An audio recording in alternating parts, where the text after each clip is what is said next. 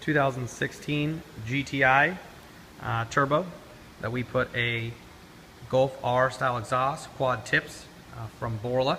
We put aftermarket tips on there because the Borla only came with single tips.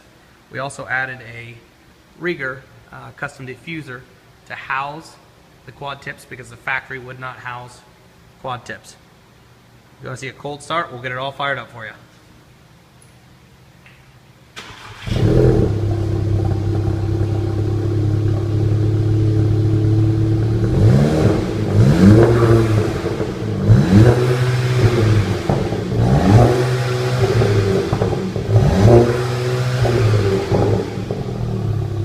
Definitely changed the sound of the car.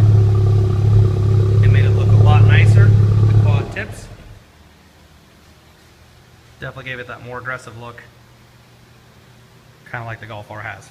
If you're interested in an exhaust system or any vehicle upgrades, give us a call at GP Customs 402-421-0888 or find us on Facebook. Thanks for watching.